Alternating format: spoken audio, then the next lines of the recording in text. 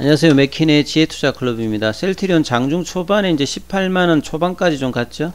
자, 2023년 살아남는 자가 강자다. 자, 내일의 투자 전략까지 한번 살펴보도록 하겠습니다.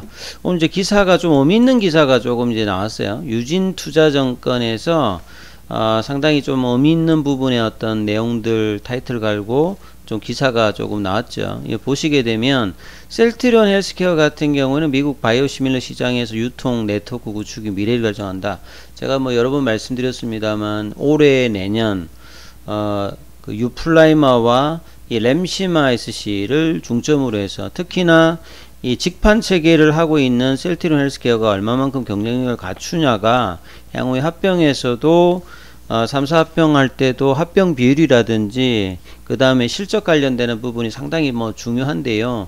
이 부분을 만들어서 합병을 할지 이 부분들이 이제 주가가 좀 낮은 차원에서 할지는 뭐 회사가 선택할 것 같습니다만 분명히 이제 조만간 이제 합병에 관련되는 이야기가 나올 건데 그런 차원에서 셀트리온 헬스케어의 어떤 이 노력들을 상당히 좀 관심 있게 봐야 되겠고요.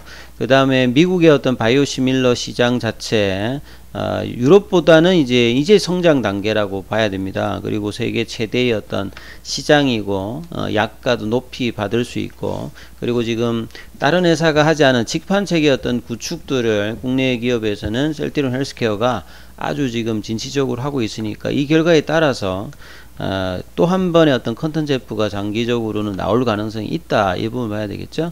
그래서 셀트리온 헬스케어의 어떤 목표 주가를 내년도가 아니라 2025년 그러니까 2025년도까지는 바이오시밀러 어떤 성장이 계속되는 어떤 흐름에서 이 PR 레이쇼를 40배라고 하는 말은 이제 셀트리온이 한참 좀 주가 흐름이 좋았을 때 2020년도에 받았던 어떤 흐름이거든요. 이런 어떤 고성장 관련되는 부분을 권혜순 이제 유진투자증권 연구원이 이렇게 했다는 말은 굉장히 좀 공격적이면서 성장주 중심의 어떤 이야기들을 하고 있다고 봐야 됩니다. 그래서 올해 이제 램시마의 미국 판매 증가는 향후에 이제 내년도에 램시마 SC 관련되는 부분 승인 이후에 점유율 상승이 중요한 거고요. 내년부터 이제 그 미국에서 직판으로 팔리게 되는 베그젤마. 그 다음에 이제 2024년도에 2023년도 7월 이후에 이제 유플라이마 관련되는 부분들이 판매가 가능하니까 본격적으로 이제 파는 거는 이제 2024년도겠죠. 그래서 이런 유플라이마 관련되는 미국 시장 침투 본격 이런 부분을 봤을 때 이제 장기적으로 몇 년 뒤에 이 성장 관련되는 부분들 그리고 여기에 어떤 경쟁력을 셀트리온 그룹이 갖추고 있을 것이다. 그래서 3년 동안의 어떤 매출과 영업이익의 성장률 한 30% 정도 준하니까요. 고성장이라고 봐야 됩니다. 그래서 본래 어떤 고성장으로 진행할 것으로 본다라고 하면 PR 레이쇼도 최근에 이제 뭐 금리단이 올라가서 할인율이 올라가서 이제 6개월 이내 어떤 목표가 이런 것들은 좀 줍니다만 장기 어떤 부분의 어떤 멀티플 자체는 올려서 이제 판단한다. 이 부분이 좀 의미가 있다 봐야 되겠죠. 그리고 2020년도부터 이제 코로나 때 이후에 재정에 관련된 어떤 부담으로 미국의 바이오시밀러도 이제 제도적으로 좀 많이 바뀌었죠.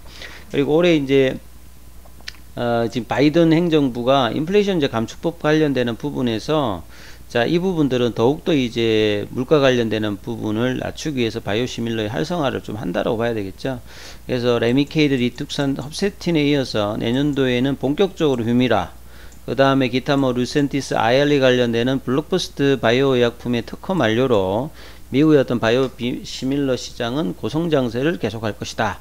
그럼 보통 바이오시밀러 회사는 모든 회사가 돈을 잘 버는 게 아니고요. 보통 이제 퍼스트 무브 정도가 벌고 10개 정도가 경쟁을 하게 되면 선두권에 있는 회사들만 좀 의미 있는 어떤 매출과 수익을 거둡니다. 그래서 셀트리온 그룹은 이 바이오시밀러에 뭐 특화되어 있는 의미고 기술력이라든지 지금 어떤 직판 체계의 흐름들, 이 구조들은 그리고 이제 이 밸류 체인을 구성해서 가격 인하를 해도 자체적인 이제 TT 임프루먼트 같은 이제 수익성 방어 전략들도 갖출 수 있기 때문에 상당히 뭐 경쟁력이 있다라고 일단 평가를 하는 거죠.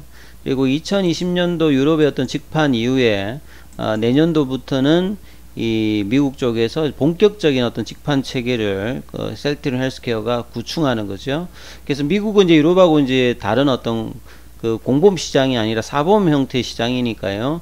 이 사범 그 보험회사의 급여 등록 목록에 이제 등재되는 게 굉장히 중요한데, 자, 여기에 대한 어떤 부분에 대해서 상당히 이제 실적하고도 연관이 있다. 그래서 셀트리온 헬스케어가 미국 의약품 유통시장에서 어떤 판매 채널을 구축하는 것이 중장기적으로는 셀트리온 그룹의 어떤 기업 가치를 레벨업 할 수 있는 중요한 어떤 비즈니스 모델이고, 요걸 이제 계속 구축을 하고 있기 때문에 장기 투자자들은 이런 부분들을 반드시 좀 챙겨야 되겠죠. 그래서 과거에 이제 간접 판매를 하게 되면 나중에 이제 그 정산을 할 때 그 판매 가격이 떨어지면 이 중간에 이제 그 판매를 위탁하는 부분에 대해서 이 이제 뭐 수익을 보장해주는 이런 부분들 때문에 수익성이 문제가 있었는데, 직접 판매가 되면 이러한 부분들에서 실적 변동성도 완화되기 때문에 기업의 어떤 가치에서도 도움이 되는 어떤 흐름이라고 봐야 되겠죠. 그러다 보니까 이제 셀트리온 같은 경우에도 헬스케어와 마찬가지로 수직 계열화를 생산 개발을 하면서 했기 때문에 2025년도까지 여기도 보면 지금 이제 1공장, 2공장, 3공장, 장기적으로는 뭐 4공장까지 뭐 될 수 있는데요. 이런 캐파 정설과 2025년, 2030년까지 신제품 출시에 어떤 기대감이 있기 때문에 여기도 지금 멀티플을 40배 지금 적용해 가지고 평가를 하고 있는 거죠. 그래서 과거 이제 미국 시장이 2016년도에 이제 램시마의 어떤 그 FDA 허가를 받으면서 그 뒤에 뭐 트룩시마, 호주마까지 이어져서 갔던 어떤 이 배수를 적용한다는 말은 또 한 번의 고성장을 지금 장기적으로 기대한다는 이야기를 지금 하고 있는 거죠. 그래서 2020년도부터 활성화되었던 앞서 말씀드렸던 미국의 바이오시밀러 시장, 마치 유럽을 때리듯이 이제 미국 시장에 아주 집중을 하겠다는 의미로 지금 평가를 받고 있고, 그러면 이제 글로벌 탑3에 속하는 글로벌 바이오시밀러 기업으로 셀트리온의 어떤 산업 성장을 상회하는 어떤 성장을 보일 것이다. 이런 어떤 흐름들을 보여주고 있고요. 그 다음에 2030년도까지 이 지금 블록버스터에 있는 휴미라, 뭐 아일리아, 스트렐라, 프롤리아 이런 어떤 이제 블록버스터 특허 만료가 계속 나오고 있기 때문에 여기서 일정 부분의 어떤 점유율을 확보하게 되면 셀트리온 그룹이 상당히 이제 매출이나 수익단에서 바뀌는 어떤 흐름을 보여주고, 그리고 저는 이 부분이 상당히 중요하다고 생각합니다. 지금은 이제 휴미라가 가장 큰데요. 향후에는 이제 면역감염 억제 중에서 이 키트루다 이런 부분들이 이제 상당히 어떤 중요한 부분인데, 여기에 대한 어떤 특허 만료 관련되는 부분 여기 이제 개발을 하고 있고요. 그 다음에 미래성장 동력으로 최근에 이제 ADC라든지 이중항체, 뭐 mRNA 이런 어떤 부분까지 이제 준비를 하고 있기 때문에 이 부분들이 이제 맞아 들어가게 되면 상당히 어떤 기업 가치 어떤 정대에 도움이 된다, 이렇게 봐야 되겠죠. 그리고 3분기 실적도 지금 나쁘지 않습니다. 뭐 지난주에도 많이 나왔습니다만 3분기 실적이 매출액이 5,890억, 이제 영업이익이 2,072억 정도, 요즘 좀 공격적으로 좀 이제 봤던 이제 증거사죠. 예, 뭐 다음에 하나증권인가요? 그 다음에 이제 이 셀트리온의 1분기에서 실적 관련되는 부분에 영향을 줬던 이 그 진단키트 관련되는 부분들은 176억에 8월 달에 이제 헬스케어 쪽으로 넘어갔기 때문에 수익성 해소는 지금 없는 상태일 거고요. 그 다음에 기존 이제 공시에 나왔던 거 외에 이 완제품 공정의 어떤 매출이 포함되면 매출이 좀 더 공시보다는 훨씬 큰 걸로 지금 일단 추정을 하고 있는 부분들도 있습니다. 그리고 이제 램시마 IB 제형이 이번에도 실적을 좀 선도하면서 가격은 좀 떨어집니다만 이런 부분들이 향후에 램시마 SC하고 상당히 좀 의미가 있다는 말씀을 드렸죠. 그리고 이제 미래성장 동력으로 기존의 항체 치료제와 같이 시너지 효과를 낼 수 있는 이중항체 ADC 관련된 어떤 투자 관련되는 부분들도 상당히 나쁘지 않고요. 그 다음에 이제 기우성 이제 셀트리온 대표의 뭐 그 기사도 좀 올라왔는데, 사실 기우성 대표 같은 경우는 지금 한 몇 년 남았지 않습니까? 요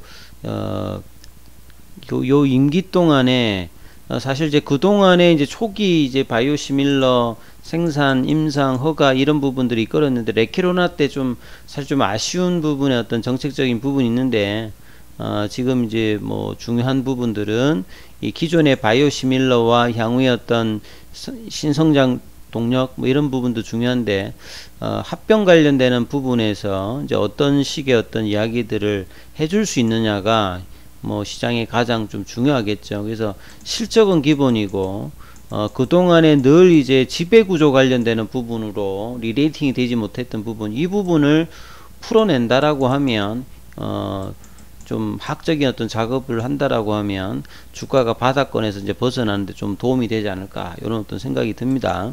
자, 차트를 통해서 보면 오늘 이제 장중에 이제 18만 1000원까지 올라갔죠. 그래서 시장 대비는 좀 아쉽습니다. 아침에 이제 갭 떠서 올라갔다가 여기를 유지하고, 사실 지금 이제 차트상에서는 좀 의미 있는 위치잖아요. 이 볼린저 밴드 상단을 위로 가서 이제 지난주에도 한번 넘어갈 뻔 하다가 하고 21선에서는 좀 지지를 받는 어떤 흐름을 분명히 보였습니다만, 이 돌파의 흐름들을 쉽게 뚫쳐 나가고 있지는 못했습니다. 그래서 수급을 보면 이제 이런 흐름들이 프로그램에 좀 매도가 나왔고요. 공매도 관련되는 부분은 이제 금요일보다는 좀 줄었는데, 장중에 어떤 수급에서는 기관들하고 이제 외국인들이 계속 이제 양매수를 했는데, 개인들은 매도했는데, 좁은 어떤 이제 이 볼린저 밴드에서 추세의 어떤 흐름들, 지난주부터 이제 단기 추세는 또 이제 상방으로 바뀌어 있어요. 그래서 이 추세가 강하게 되면 이제 이 추세의 강도를 나타내는 ADX 지표 자체가 이렇게 올라가게 됩니다. 거래량이 늘면서